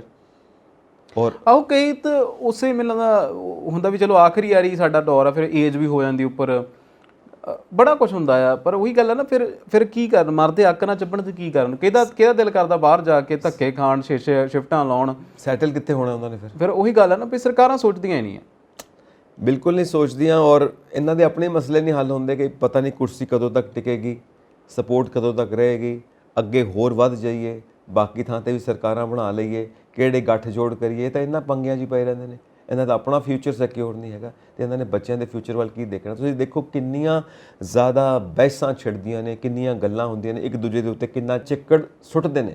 ਕਈ ਵਾਰ ਤਾਂ ਇਹਨਾਂ ਲੋਕਾਂ ਦੀ ਕੈਪੇਬਿਲਿਟੀ ਦੇ ਉੱਤੇ ਕੁਐਸਚਨ ਮਾਰਕ ਲੱਗ ਜਾਂਦਾ ਕਿ ਵਾਕਈ ਜਿਨ੍ਹਾਂ ਨੂੰ ਅਸੀਂ ਵੋਟ ਦਿੱਤੀ ਹੈ, ਆਪਣੇ ਵਿਧਾਇਕ ਬਣਾਏ ਨੇ, ਆਪਣੇ ਪ੍ਰਤੀਨਿਧੀ ਬਣਾਏ ਨੇ, ਉਹ ਵਾਕਈ ਇਸ ਲਾਇਕ ਹੈਗੇ ਨੇ ਕਿ ਅਸੀਂ ਇਹਨਾਂ ਨੂੰ ਚੁਣਦੇ? ਅਸੀਂ ਇਹਨਾਂ ਨੂੰ ਦੇਖੋ ਸੱਤਾ 'ਚ ਮੈਨੂੰ ਬਿਠਾਉਂਦੇ। ਲੱਗਦਾ ਹੈ ਕਿ ਇਹ ਸਾਰੀਆਂ ਮੋਰਲ ਜਿਹੜੀਆਂ ਗੱਲਾਂ ਆਪਾਂ ਕਰੀ ਜਾਂਦੇ ਆ, ਬਦਲਾਅ ਦੇ ਲਈ ਤੇ ਇੱਕ ਵਾਰੀ ਬਰੂਟਲ ਹੋਣਾ ਪੈਂਦਾ ਹੀ ਆ, ਬਿਲਕੁਲ ਹੋਣਾ ਹੈ ਨਾ। ਤੁਸੀਂ ਇਦਾਂ ਨਹੀਂ ਕਰ ਸਕਦੇ, ਇਹਦੇ ਤੋਂ ਜੋ ਕਰਦੇ ਹੋ ਕਰੀ ਜਾਂਦੇ, ਸਭ ਨੂੰ ਦੀਦਾ ਪ੍ਰਤੱਖ ਹੈ। ਵੀ ਕੀ ਹੋ ਰਿਹਾ, ਅਸਲੀਅਤ ਸਭ ਨੂੰ ਪਤਾ। ਹੁਣ ਜੇ ਕੋਈ ਨਹੀਂ ਬੋਲਦਾ ਜਾਂ ਖੁੱਲ੍ਹ ਕੇ ਨਹੀਂ ਬੋਲਦਾ ਜਾਂ ਡਾਇਰੈਕਟਲੀ ਨਹੀਂ ਬੋਲਦਾ, ਉਹ ਵੱਖਰੀ ਗੱਲ ਹੈ। ਪਤਾ ਅੰਦਰ ਖਾਤੇ ਸਭ ਨੂੰ ਪਤਾ ਕੀ ਕਰਦੇ ਨੇ ਇਹ ਲੋਕ, ਕੀ ਹੁੰਦੇ ਨੇ, ਅੰਦਰੋਂ ਹੱਥ ਮਿਲੇ ਹੁੰਦੇ ਨੇ। ਸਾਨੂੰ ਕਿਹੜਾ ਤਮਾਸ਼ਾ ਕਰਕੇ ਦਿਖਾਉਂਦੇ ਨੇ, ਸਾਨੂੰ ਕਿਹੜਾ ਨਾਟਕ ਕਰਕੇ ਦਿਖਾਉਂਦੇ ਨੇ, ਤੇ ਅੰਦਰੋਂ ਕਿਹੜੇ ਖੇਡ ਖੇਡਦੇ ਨੇ, ਸਭ ਨੂੰ ਇੱਕ ਇੱਕ ਗੱਲ ਪਤਾ ਇਹਨਾਂ ਦੇ ਸਾਰੇ ਖੇਡਾਂ ਦੀ। ਅੱਛਾ, ਮੈਨੂੰ ਲੱਗਦਾ ਆਪਾਂ ਅਗਲੀ ਖੇਡ ਵੱਲ ਚੱਲੀਏ। ਅਗਲੀ ਖੇਡ ਹੈ ਜੀ, ਪੰਜਾਬ ਸਰਕਾਰ ਨੇ ਸਾਬਕਾ ਵਿਧਾਇਕਾਂ ਦੀ ਪੈਨਸ਼ਨ ਰੋਕੀ, ਕਿਉਂਕਿ ਜਿਹੜੇ ਰਾਜਪਾਲ ਸਾਹਿਬ ਨੇ ਅਜੇ ਉਹਨਾਂ ਦੇ ਫੈਸਲੇ ਦੀ ਉਡੀਕ ਹੈ ਕਿ ਹੁਣ ਉਹ ਕੀ ਫੈਸਲਾ ਲੈਂਦੇ ਨੇ। ਇੱਕ ਬੰਦੇ ਨੂੰ ਕਈ ਪੈਨਸ਼ਨਸ, ਮਲਟੀਪਲ ਪੈਨਸ਼ਨਸ, ਹੁਣ ਇਹ ਫੈਸਲਾ ਕੀਤਾ ਸੀ, ਬਿੱਲ ਪਾਸ ਹੋਇਆ ਸੀ, ਪਹਿਲਾਂ ਵੀ ਗਿਆ ਸੀ, ਤੇ ਗਵਰਨਰ ਸਾਹਿਬ, ਰਾਜਪਾਲ ਸਾਹਿਬ ਕਹਿੰਦੇ ਕਿ ਬਿੱਲ ਪਾਸ ਕਰੋ, ਤਾਂ ਉਸ ਤੋਂ ਬਾਅਦ ਲੈਜਿਸਲੇਟਿਵ ਅਸੈਂਬਲੀ ਵੱਲੋਂ ਜਦੋਂ ਬਿੱਲ ਆਏਗਾ ਫਿਰ ਉਸ ਤੋਂ ਬਾਅਦ ਗੌਰ ਕਰਾਂਗੇ। ਹੁਣ ਉਹ ਕੋਈ ਬਿੱਲ ਪਾਸ ਨਹੀਂ ਹੋਇਆ ਸੀ, ਕੋਈ ਉਹਦੇ 'ਤੇ ਫੈਸਲਾ ਨਹੀਂ ਹੋਇਆ ਸੀ, ਹੁਣ ਇਹਨਾਂ ਨੇ ਬਾਈ ਫੋਰਸ ਰੋਕ ਦਿੱਤੀਆਂ ਨੇ ਸਾਰਿਆਂ ਦੀਆਂ ਪੈਨਸ਼ਨਾਂ। ਵਾਕਈ ਸੰਜੀਵ ਜੀ ਗੱਲ ਤੁਸੀਂ ਸਹੀ ਕਹੀ ਹੈ, ਕਿਉਂਕਿ ਪਹਿਲਾਂ ਆਪਾਂ ਚੰਨੀ ਸਰਕਾਰ ਟਾਈਮ ਵੀ ਉਹਨਾਂ ਨੇ ਪੋਸਟਰ ਲਾਤੇ, ਕਹਿੰਦੇ ਜੀ ਚੱਕ ਲਓ ਹੋ ਗਈ ਆ, 36,000 ਮੁਲਾਜ਼ਮ ਅਸੀਂ ਪੱਕੇ ਕਰ ਦਿੱਤੇ ਆ। ਪੋਸਟਰ ਬੜੀ ਛੇਤੀ ਲਾਤੇ, ਪਰ ਜਿਹੜਾ ਵਿਚਾਰਿਆਂ ਨੂੰ ਲੈਟਰ ਪਾਉਣੀ ਸੀ ਉਹ ਲੈਟਰ ਪਾਉਣਾ ਖਰੇ ਭੁੱਲ ਗਏ। ਫਿਰ ਬਾਅਦ ਵਿੱਚ ਉਹ 2 ਦਿਨਾਂ ਬਾਅਦ ਰੌਲਾ ਪੈ ਗਿਆ। ਫਿਰ ਰਾਜਪਾਲ ਸਾਹਿਬ ਕਹਿੰਦੇ ਵੀ ਬਿੱਲ ਤਾਂ ਤੁਹਾਡੇ, ਸਾਡਾ ਸਮਾਨ ਤਾਂ ਮੈਂ ਉਦੋਂ ਹੀ ਮੋੜਤਾ ਸੀਗਾ, ਵੀ ਤੁਹਾਨੂੰ ਕਿਸੇ ਨੇ ਦੱਸਿਆ ਨਹੀਂ, ਵੀ ਮੈਂ ਤਾਂ ਪੱਕਾ ਨਹੀਂ ਕੀਤਾ। ਹੁਣ ਆ ਦੂਸਰੀ ਵਾਰੀ ਕਹਿੰਦੇ ਵੀ ਆ ਜਿਹੜਾ ਵਨ ਪੈਨਸ਼ਨ ਵਾਲਾ ਕੰਮ ਆ, ਪੈਨਸ਼ਨ ਉੱਧਰੋਂ ਰੁਕੀ ਹੋਈ ਆ, ਵੀ ਇੱਕ ਵਨ ਪੈਨਸ਼ਨ, ਵਨ ਰੈਂਕ ਵਾਲੀ, ਵੀ ਇਹ ਜਿਹੜਾ ਆ ਕੰਮ ਵੀ ਰਾਜਪਾਲ ਸਾਹਿਬ ਫਿਰ ਹੱਥ 'ਤੇ ਹੱਥ ਰੱਖ ਕੇ ਬੈਠੇ। ਉਹਨਾਂ ਦਾ ਪਤਾ ਨਹੀਂ ਹੁਣ ਕਰਨ ਕਿ ਨਹੀਂ ਕਰਨ, ਪਰ ਮਾਨ ਸਰਕਾਰ ਤਾਂ ਕਹਿੰਦੀ ਸੀ ਵੀ ਅਸੀਂ ਕਰਤਾ। ਦੇਖੋ ਗੱਲ ਇਹ ਆ ਕਿ ਇੱਕ ਤਾਂ ਗੱਲ ਹੈ ਨਾ, ਪੋਸਟਰ ਲਾਉਣ ਦੀ ਬੜੀ ਕਾਹਲੀ ਰਹਿੰਦੀ ਹੈ ਇਹਨਾਂ ਨੂੰ। ਪੋਸਟਰ ਲਾ ਦੇਣਗੇ, ਕੰਮ ਕਰਨਾ ਪਤਾ ਨਹੀਂ, ਚੇਤਾ ਨਹੀਂ ਰਹਿੰਦਾ, ਭੁੱਲ ਜਾਂਦੇ ਨੇ। ਅੱਛਾ, ਬੜੀਆਂ ਸਾਰੀਆਂ ਗੱਲਾਂ ਦੇ ਪੋਸਟਰ ਹੀ ਹੁੰਦੇ ਆ, ਪੋਸਟਰ ਹੀ ਹੁੰਦੇ ਆ। ਤੁਸੀਂ, ਮੈਂ ਨਾ ਉਹੀ ਕਹਿਣਾ ਹੁੰਦਾ ਵੀ ਜਦੋਂ ਇੱਥੇ ਕਿਸੇ ਸਟੇਟ, ਹੁਣ ਕਿਉਂਕਿ ਹੁਣ ਸੈਂਟਰ ਦੇ ਵਿੱਚ ਭਾਜਪਾ ਸਰਕਾਰ ਹੈ, ਤੇ ਜਦੋਂ ਉਹਨਾਂ ਨੇ ਆਉਣਾ ਹੁੰਦਾ ਤੇ ਤੁਸੀਂ ਉਹ ਦੇਖੋ, ਉਹ PAP ਵਾਲੇ ਪੁਲ ਤੋਂ ਲੈ ਕੇ ਤੁਸੀਂ ਆ ਜਿਹੜਾ ਸਾਰਾ ਗੁਰੂ ਨਾਨਕ ਮਿਸ਼ਨ ਵਾਲਾ ਪੁਲ ਆ, ਇੱਧਰ ਤੱਕ ਆਉਂਦੇ ਤੁਹਾਨੂੰ ਸਾਰਾ ਕੁਛ ਭਗਵਾਂ ਦਿਖਣ ਲੱਗ ਪੈਂਦਾ, ਕਿਤੇ ਝੰਡੀਆਂ, ਕਿਤੇ ਪੋਸਟਰ, ਕਿਤੇ ਫਲਾਨਾ ਧਮਕਾਨਾ। ਆ ਕੇ ਉਹਨਾਂ ਨੇ ਕੁਛ ਕੀਤਾ ਨਹੀਂ ਕੀਤਾ, ਕਿਸ ਲਿਆਂਦਾ ਨਹੀਂ ਲਿਆਂਦਾ, ਉਹ ਪਤਾ ਨਹੀਂ, ਪਰ ਉਹ ਸਾਡੇ ਪੈਸਿਆਂ ਦਾ, ਉਹਨਾਂ ਦਾ ਆਉਣ ਦਾ ਜਿਹੜਾ ਤਾਮਝਾਮ ਆ, ਪੋਸਟਰ ਸ਼ੋਸਟਰ ਉਹ ਲੱਗ ਗਿਆ, ਬਿਲਕੁਲ ਲੱਗ ਗਿਆ। ਇੱਦਾਂ ਹੀ ਸਰਕਾਰ, ਪੰਜਾਬ ਸਰਕਾਰ ਵੀ ਕਰਦੀ ਹੈ, ਸਾਡੇ ਪੈਸਿਆਂ ਦੇ ਪੋਸਟਰ ਸ਼ੋਸਟਰ ਲਾ ਲੈਂਦੀ ਆ। ਉਸ ਤੋਂ ਬਾਅਦ ਕੰਮ ਹੋਣਾ ਕਿ ਨਹੀਂ ਹੋਣਾ ਪਤਾ ਨਹੀਂ। ਤੁਹਾਨੂੰ ਨਹੀਂ ਲੱਗਦਾ ਪ੍ਰੋਸੈਸ ਬਹੁਤ ਲੰਬੇ ਹੋ ਜਾਂਦੇ ਨੇ, ਪ੍ਰਕਿਰਿਆ ਬਹੁਤ ਲੰਬੀ ਹੋ ਜਾਂਦੀ ਹੈ? ਦੇਖੋ ਪ੍ਰਕਿਰਿਆ ਲੰਬੀ ਤਾਂ ਹੈਗੀ ਆ। ਦੇਖੋ ਹੁਣ ਇਹਨਾਂ ਦੀ ਪਤਾ ਗੱਲ ਕੀ ਆ, ਸਿਸਟਮ ਕੁਛ ਹੋਰ ਹੋ ਗਿਆ। ਰਾਜਪਾਲ ਸਾਹਿਬ ਜਿਹੜੇ ਹੁੰਦੇ ਨੇ ਅੱਜ ਕੱਲ੍ਹ ਸਟੇਟਾਂ ਦੇ ਬਹੁਤੀਆਂ ਦੇ, ਉਹ ਸੈਂਟਰ ਦੇ ਅਧੀਨ ਹੋ ਗਏ, ਉਹ ਸੈਂਟਰ ਇੰਟਰਸਟ ਦੇ ਨਾਲ ਚੱਲਣਾ ਸ਼ੁਰੂ ਕਰ ਗਏ। ਜਿਹੜੇ ਹੁਣ ਪੰਜਾਬ ਸਰਕਾਰ ਤੇ ਪੰਜਾਬ ਇੰਟਰਸਟ ਨਾਲ ਹੁੰਦੀ ਹੈ, ਜਦੋਂ ਫਿਰ ਇਹ ਡਬਲ ਇੰਜਨ ਦੀ ਸਰਕਾਰ ਨਹੀਂ ਨਾ ਜਿੱਥੇ ਹੁੰਦੀ, ਉੱਥੇ ਥੋੜੀ ਖਿੱਚਤਣ ਜ਼ਿਆਦਾ ਰਹਿੰਦੀ ਹੈ।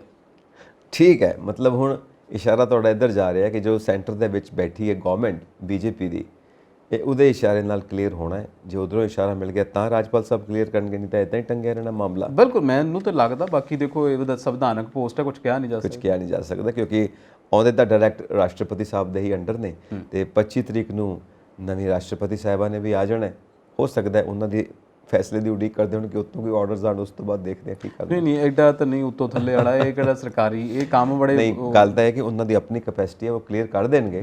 ਦੇਖੋ ਟਾਈਮ ਕਿੰਨਾ ਲੱਗਦਾ, ਬਟ ਇੱਕ ਚੀਜ਼ ਆ ਕਿ ਜੇ ਇਹ ਫੈਸਲਾ ਬਿਲਕੁਲ ਪਾਸ ਹੋ ਜਾਂਦਾ ਤਾਂ ਜਿਹੜੀ ਸਟੇਟ ਗਵਰਨਮੈਂਟ ਦੀ ਕਾਫੀ ਜੋ ਰਾਸ਼ੀ ਆ, ਕਾਫੀ ਪੈਸਾ ਬਚ ਜਾਂਦਾ ਖਜ਼ਾਨੇ ਦੇ ਵਿੱਚ। ਨਹੀਂ ਤਾਂ ਹਾਂ, ਇਹ ਬਚੇਗਾ ਜ਼ਰੂਰ, ਇਹ ਜ਼ਰੂਰ ਬਚੇਗਾ ਔਰ ਇਹਦਾ ਫਾਇਦਾ ਹੋਏਗਾ, ਵਿਕਾਸ ਵਾਸਤੇ ਕੰਮ ਆਏਗਾ ਜੇ ਵਾਕਈ ਵਿਕਾਸ 'ਤੇ ਖਰਚ ਕਰਦੇ ਨੇ। ਸੋ ਵੈਸੇ ਪ੍ਰੋਮਿਸ ਤਾਂ ਹੀ ਹੋ ਰਿਹਾ ਕਿ ਵਿਕਾਸ 'ਤੇ ਖਰਚ ਕਰਾਂਗੇ। ਉਧਰੋਂ ਲੇਡੀਜ਼ ਵੀ ਵੇਟ ਕਰ ਰਹੀਆਂ ਨੇ ਕਿ 1000 ਸਾਨੂੰ ਕਦੋਂ ਦੇਣਾ, 1000 ਉਹਨਾਂ ਦਾ ਵਿਕਾਸ ਕਦੋਂ ਹੋਊਗਾ। ਅੱਛਾ, ਹਾਲੇ ਤਾਂ ਮੈਨੂੰ ਲੱਗਦਾ ਦਸੰਦੇ ਜ਼ਰੂਰ ਨੇ, ਕਿਉਂਕਿ ਇਹ ਤਾਂ ਆਪਣੀ ਕਾਰਜਵਾਰ ਚਲਾਉਣ ਨੂੰ ਵੀ ਹਲੇ ਇਹਨਾਂ ਨੇ ਹੁਣੇ ਸੈਂਟਰ ਤੋਂ ਪੈਸੇ ਲਏ ਨੇ। ਦੇਖਦੇ ਹਾਂ ਕੀ ਕਰਦੇ ਆ, ਦੇਖਣਾ ਪਏਗਾ। ਸੋ ਅੱਗੇ ਹੁਣ ਦੇਖਦੇ ਹਾਂ, ਪਰ ਪੈਸੇ ਇੱਥੋਂ ਵੀ ਲਿੱਤੇ ਜਾ ਸਕਦੇ ਨੇ ਨਾ। ਪਾਰਥ ਚੈਟਰਜੀ ਤੇ ਅਰਪਿਤਾ ਚੈਟਰਜੀ, ਇਹਨਾਂ ਕੋਲੋਂ 20 ਕਰੋੜ ਮਿਲਿਆ ਜੀ, 500 ਦੇ 2-2000 ਦੇ ਨੋਟਾਂ ਦੇ ਢੇਰ ਲੱਗੇ ਹੋਏ ਨੇ। ਇੱਥੋਂ ਨਾ ਲਿੱਤਾ ਜਾਵੇ ਪੈਸਾ ਪੰਜਾਬ ਦੇ ਵਿਕਾਸ ਵਾਸਤੇ। ਦੇਖ ਲਓ ਤੁਸੀਂ ਟਿੱਚਰਾਂ ਕਰਦੇ ਆ। ਵੈਸੇ ਇੰਨੇ ਪੈਸੇ ਵੇਖ ਕੇ ਲੱਗਦਾ ਵੀ ਇਹ ਤਾਂ ਜਦੋਂ ਕਿਤੇ ਸ਼ਹਿਰ ਸ਼ੂ ਨੂੰ ਜਾਂਦੇ ਹੋਣੇ ਤਾਂ ਇੱਦਾਂ ਬੁੱਕ ਭਰ ਕੇ ਕਹਿੰਦੇ ਹੋਣੇ ਵੀ ਆ ਚੱਲ ਇੰਨੇ ਪੈਸੇ ਫੜੇਗੇ ਕਿਉਂਕਿ ਉਹ ਢੇਰ ਦੇ ਵਿੱਚ ਤਾਂ 2000 ਰੁਪਏ ਦੇ ਲੱਗਦੇ ਆ। ਔਰ ਬੀਬੀ ਜਿਹਦਾ ਘਰ ਤੋਂ ਫੜੇ ਗਏ ਤਾਂ ਬੀਬੀ ਆਪ ਵੀ ਸੁਨੱਖਣਾ, ਬੜੀ ਸੋਹਣੀ ਆ। ਉਹ ਕਹਿੰਦੇ ਜੀ ਵੀ ਕੈਬਨਿਟ ਮਿਨਿਸਟਰੀ ਜਿਹੜੀ ਆ, ਮਿਨਿਸਟਰ ਆ ਪੱਛਮ ਬੰਗਾਲ ਦਾ, ਪਾਰਥ ਚੈਟਰਜੀ ਦਾ ਤੁਸੀਂ ਨਾਂ ਲਿਆ, ਉਹਦੀ ਬੜੀ ਕਰੀਬੀ ਆ। ਹੁਣ ਉਹ ਕਹਿੰਦੇ ਵੀ ਉਹਦੇ ਕਿੱਦਾਂ ਗਰੀਬੀ ਹੋ ਗਈ। ਹੂੰ ਕਹਿੰਦੇ ਜੀ ਪਾਠ ਚੈਟਰੀ ਜਿਹੜੀ ਉੱਥੇ ਪੂਜਾ ਹੁੰਦੀ ਕੋਲਕਾਤਾ ਪੰਡਾਲ ਲੱਗਦੇ ਨੇ ਜਿਹੜੇ ਨਾ ਦੁਰਗਾ ਪੰਡਾਲ, ਉਹਨਾਂ ਦੇ ਚੇਅਰਮੈਨ ਹੈ ਤੇ ਇਹ ਐਕਟਰ ਰਹਿ ਚੁੱਕੀ ਆ, ਕਿਤੇ ਨਾ ਕਿਤੇ ਪਰਫਾਰਮ ਕਰਨ ਆਈ ਸੀ ਤੇ ਫਿਰ ਚੰਗੀ ਲੱਗੀ ਤੇ ਫਿਰ ਨੇੜਤਾ ਹੋ ਗਏ। ਥੋੜੇ ਦਿਨ ਪਹਿਲਾਂ ਪਾਰਥ ਜੀ ਨੂੰ ਈਡੀ ਨੇ ਚੱਕ ਲਿਆ, ਕਹਿੰਦੇ ਜੀ ਟੀਚਰ ਘੁਟਾਲਾ ਸਕੈਮ ਆ। ਹੂੰ ਉਹਦੇ ਫਿਰ ਟਿਪ ਆਫ ਦੇ ਵਿੱਚ ਇਹ ਅਰਪਿਤਾ ਦੇ ਘਰੋਂ ਤੁਸੀਂ ਦੇਖੋ ਕਿਦਾ ਢੇਰ ਦੇ ਢੇਰ ਪੈਸੇ ਮਿਲ ਗਏ। ਤੁਸੀਂ ਦੇਖੋ ਤਾਂ ਸਹੀ, ਇੰਨਾ ਪੈਸਾ ਇਹ ਮਤਲਬ ਸਾਂਭਦੇ ਕਿੱਦਾਂ ਨੇ। ਮੈਂ ਸੋਚਦਾ ਸੀ ਇਦਾਂ ਤੁਸੀਂ ਢੇਰ ਲਾ ਕੇ ਬੈਠੇ ਹੋ, ਉੱਥੇ ਝਾੜੂ ਨਹੀਂ ਫੇਰਦੇ ਹੋਣਗੇ, ਥੱਲੇ ਮਿੱਟੀ ਘੱਟਾ ਕਾਫੀ ਇਕੱਠਾ ਹੋ ਜਾਂਦਾ ਹੋਵੇਗਾ। ਮੈਨੂੰ ਦੇਖੋ ਤੁਸੀਂ ਹਾਈਜਨ ਬੰਦੇ ਆ, ਪਸੰਦ ਆ ਤੁਹਾਨੂੰ ਮਾਇਆ ਜਿਹੜੀ ਜਿਨ੍ਹਾਂ ਦੇ ਘਰੇ ਏਡੀ ਲక్ష్ਮੀ ਪਈ ਹੋਵੇ, ਤੁਹਾਨੂੰ ਦੱਸੋ ਕਿ ਉਹਨਾਂ ਦੇ ਘਰਾਂ 'ਚ ਸਫਾਈ ਨਾ ਹੋਗੀ? ਨਹੀਂ, ਕੀ ਜੋ ਸੋਚਦੇ ਆ? ਆਪਾਂ ਫੋਟੋਗ੍ਰਾਫ ਦੇਖ ਰਹੇ ਹਾਂ ਚੈਨਲਸ ਦੇ ਉੱਤੇ ਦਿਖਾ ਰਹੇ ਨੇ ਵਿਜ਼ੂਅਲਸ, ਉਹਨੂੰ ਦੇਖ ਕੇ ਬੜੀ ਹੈਰਾਨੀ ਹੁੰਦੀ ਹੈ ਕਿ ਜਿਵੇਂ ਨਾ ਉਹ ਟੋਕਰਾ ਭਰ ਕੇ ਨਹੀਂ ਸੁੱਟਿਆ ਹੁੰਦਾ ਪੱਠਿਆਂ ਦਾ, ਉਵੇਂ ਨੋਟਾਂ ਦੇ ਢੇਰ ਪਏ ਹੋਏ ਨੇ। ਦੇਖੋ ਪੈਸੇ ਜਿਨ੍ਹਾਂ ਕੋਲੇ ਹੁਣ ਪੈਸੇ, ਉਹਨਾਂ ਨੇ ਤਾਂ ਕਹਿੰਦੇ ਨੇ ਉਹਨਾਂ ਵੀ ਨੋਟਾਂ ਦਾ ਬੈੱਡ ਬਣਾ ਕੇ ਸੌਂ ਲੈਂਦੇ ਆ। ਉਹ ਹੁਣ ਜਿਨ੍ਹਾਂ ਕੋਲ ਪੈਸੇ ਪਏ ਉਹਨਾਂ ਨੇ ਇਦਾਂ ਹੀ ਸਟੋਰ ਕਰਕੇ ਰੱਖਣੇ ਆ। ਹੁਣ ਸਾਡੇ ਵਰਗਿਆਂ ਤੋਂ ਤਾਂ ਮੈਨੂੰ ਲੱਗਦਾ ਗਰੀਬ ਤੋਂ ਤਾਂ ਕਿਸੇ ਤੋਂ ਪੱਠੇ ਵੀ ਨਹੀਂ ਇੰਨੇ ਹੋਣੇ ਕਿ ਉਹ ਇੰਨਾ ਢੇਰ ਲਾ ਕੇ ਰੱਖ ਲਵੇ, ਕਿਉਂਕਿ ਉਹ ਤਾਂ ਅਫੋਰਡ ਹੀ ਨਹੀਂ ਕਰ ਸਕਦਾ ਉਹ ਪੁੰਨੇ ਦੇ ਪੱਠੇ। ਬਿਲਕੁਲ, ਹੁਣ 20 ਕਰੋੜ ਰੁਪਏ ਜਿੰਨੇ ਪੱਠੇ ਥੋੜੀ ਲਿਆ ਸਕਦਾ ਅਗਲਾ। ਸਹੀ ਗੱਲ ਹੈ। ਦੇਖੋ ਹੁਣ ਇੱਕ ਜਗ੍ਹਾ ਟਿਪ ਆਫ ਮਿਲੀ ਤੇ ਉੱਥੋਂ ਇੰਨਾ ਪੈਸਾ ਇਦਾਂ ਬਰਾਮਦ ਹੋਇਆ। ਜੇ ਇਦਾਂ ਤੁਸੀਂ ਸੋਚੋ, ਜੇ ਆਪਰੇਸ਼ਨ ਮੁੰਡੀ ਵਾਕਣ ਇੱਕ ਟਿਪ ਆਫ ਦਾ ਵੀ ਆਪਰੇਸ਼ਨ ਸ਼ੁਰੂ ਕਰ ਦਿੱਤਾ ਜਾਵੇ, ਲਿੰਕ ਮਿਲਦੇ ਜਾਣ, ਪਤਾ ਨਹੀਂ ਕਿੱਥੋਂ ਕਿੰਨੇ ਢੇਰ। ਮੈਨੂੰ ਲੱਗਦਾ ਫਿਰ ਇਹਨਾਂ ਦੇ ਗਦਾਮ ਸਾਰੇ ਇਹੀ ਕੰਮਾਂ ਵਾਲੀ ਹੁੰਦੇ ਹੋਣਗੇ, ਪਰ ਪੈਸਾ ਫਿਰ ਇਸ ਹਿਸਾਬ ਨਾਲ ਤਾਂ ਪੈਸਾ ਬਹੁਤ ਹੀ ਹੈ ਕੰਟਰੀ ਦਾ, ਬਹੁਤ ਹੀ ਪੈਸਾ ਹੈ। ਇਲੀਗਲ ਕਹਿੰਦੇ ਨੇ ਨਾ, ਬਲੈਕ ਇਕਨੋਮੀ ਨਾਲ ਇਲੀਗਲ ਪੈਰਲਲ ਚੱਲਦੀ ਪਈ ਆ। ਔਰ ਕਈ ਵਾਰ ਕਹਿੰਦੇ ਨੇ ਕਿ ਜਿਹੜੀ ਵਾਈਟ ਇਕਨੋਮੀ ਹੈ ਨਾ, ਇਸ ਤੋਂ ਜ਼ਿਆਦਾ ਪਾਵਰਫੁਲ ਬਲੈਕ ਇਕਨੋਮੀ ਹੋ ਚੁੱਕੀ ਹੈ। ਜੇ ਇਹ 40% ਹੈ, ਹੋ ਸਕਦਾ ਉਹ 60% ਹੋਵੇ। ਇਹ ਨਹੀਂ ਇਹ ਤੋਂ ਤਾਂ ਲੱਗਦਾ। ਬਾਕੀ ਪੱਛਮ ਬੰਗਾਲ ਦੇ ਨਾਲ ਬਾਬਾ ਦੋ ਹੱਥ ਕਰਕੇ ਬੈਠੀ ਹੁੰਦੀ ਕੇਂਦਰ ਸਰਕਾਰ। ਵੇਖੋ ਅੱਗੇ ਵੀ ਕੋਈ ਟਵਿਸਟ ਨਿਕਲ ਕੇ ਆਉਂਦਾ ਕਿ ਨਹੀਂ ਆਉਂਦਾ। ਹੁਣ ਵੀ ਉਹ ਦੋ ਹੱਥ ਵਾਲੀ ਗੱਲ ਤੇ ਮਮਤਾ ਬੈਨਰਜੀ ਵੀ ਤਾਂ ਕਹਿ ਰਹੇ ਨੇ ਨਾ ਕਿ 2024 ਦੇ ਵਿੱਚ ਬੀਜੇਪੀ ਰਿਪੀਟ ਨਹੀਂ ਹੋਏਗੀ। ਵੈਸੇ ਉਹ ਕਹਿ ਰਹੇ ਆ, ਪਰ ਮੈਨੂੰ ਨਹੀਂ ਲੱਗਦਾ, ਕਿਉਂਕਿ ਮੈਨੂੰ ਜਿੰਨਾ ਕੁ ਮੈਂ ਹੁਣ ਤੱਕ ਕਹਿੰਦੇ ਹੁੰਦੇ ਸਿੱਖਿਆ ਆ, ਲੱਗਦਾ ਨਹੀਂ। ਔਖਾ ਹੈ ਸੰਜੀਵ ਜੀ। ਚਲੋ ਹਜੇ 2024 ਦੂਰ ਆ, ਦਿੱਲੀ ਦੂਰ ਹੈ ਹਜੇ, ਆਉਣ ਦਿਓ ਸਮਾਂ, ਫਿਰ ਦੇਖਿਆ ਜਾਏਗਾ। ਚਲਿਏ। ਸੋ ਖੈਰਾ ਸਾਹਿਬ, ਗੱਲਾਂ ਤੇ ਵਾਹਵਾ ਹੋ ਗਈਆਂ ਕਰੰਟ ਨਿਊਜ਼ ਐਂਡ ਵਿਊਜ਼ ਦੇ ਵਿੱਚ। ਜੋ ਕਰੰਟ ਗੱਲਾਂ ਸੀ ਆਪਾਂ ਕਰ ਲਈਆਂ। ਬਾਕੀ ਹੁਣ ਇਹ ਚੀਜ਼ਾਂ ਡਿਵੈਲਪ ਕਰਦੀਆਂ ਨੇ, ਉਹ ਡਿਵੈਲਪਮੈਂਟ ਬਾਰੇ ਫਿਰ ਗੱਲ ਕਰਾਂਗੇ ਅੱਗੇ ਚੱਲ ਕੇ। ਸੋ ਫਿਰ ਕੀ ਖਿਆਲ ਹੈ ਆਪਣੇ ਸਾਰੇ ਦਰਸ਼ਕਾਂ ਨੂੰ ਕਹੀਏ ਕਿ ਇੱਕ ਤਾਂ ਸਤਿ ਸ਼੍ਰੀ ਅਕਾਲ ਤਾਂ ਕਹਿਣੀ ਹੀ ਆਪਾਂ, ਨਾਲ ਇੱਕ ਇਹ ਵੀ ਰਿਕੁਐਸਟ ਹੈ ਕਿ ਆਪਣੇ ਵਿਚਾਰ ਸਾਨੂੰ ਜ਼ਰੂਰ ਇਨਬਾਕਸ ਕਰਿਆ ਕਰੋ ਤਾਂ ਕਿ ਸਾਨੂੰ ਪਤਾ ਲੱਗੇ। ਇਹ ਗੱਲ ਜ਼ਰੂਰ ਇਨਬਾਕਸ ਕਰ ਦਿਆ ਕਰੋ, ਕਿਉਂਕਿ ਸੰਜੀਵ ਜੀ ਬਹੁਤ ਕੁਝ ਸੁਣਨਾ ਚਾਹੁੰਦੇ ਆ। ਉਹ ਤੇ ਤੁਹਾਡੀ ਮਿਹਰਬਾਨੀ ਹੋਊਗੀ, ਆਪਾਂ ਇੱਦਾਂ ਕਹਿ ਸਕਦੇ ਹਾਂ ਵੀ ਮਿਹਰਬਾਨੀ ਹੋਏਗੀ, ਕਿਉਂਕਿ ਸਾਨੂੰ ਪਤਾ ਲੱਗੇਗਾ ਨਾ ਕਿ ਸਾਡੇ ਦਰਸ਼ਕ ਕੀ ਸੋਚਦੇ ਨੇ, ਅਸੀਂ ਉਹਨਾਂ ਦੇ ਮੁਤਾਬਿਕ ਹੋਰ ਕੀ ਵਧੀਆ ਕਰ ਸਕਦੇ ਹਾਂ ਜੀ। ਫਿਲਹਾਲ ਮੈਨੂੰ ਤੇ ਸੰਜੀਵ ਜੀ ਨੂੰ ਦਿਓ ਇਜਾਜ਼ਤ। ਤੁਸੀਂ ਦੇਖਦੇ ਰਹੋ ਪੰਜਾਬ ਮੇਲ USA TV। ਸਤਿ ਸ਼੍ਰੀ ਅਕਾਲ। ਸਤਿ ਸ਼੍ਰੀ ਅਕਾਲ ਜੀ।